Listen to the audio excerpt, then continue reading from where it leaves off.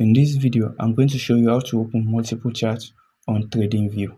So, assuming you've already have your watch list here, even if you don't have your watch list, you can simply just click on this the first, like the search bar at the top left corner. You can simply just search the pair you want to watch.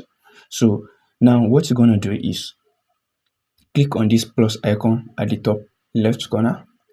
After you click on it, click on the same pair you are already watching, this unnamed, like the name of the pair you are watching. The first one, just click on it again.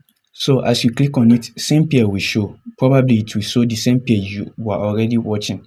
So what you're gonna do is just select the second pair you would like to be watching. Assuming I want to watch NAS 100, so I'll just select it again. So how can you be watching them at the same time? What you're gonna do is just drag the one of the pair, just right click on it and drag it.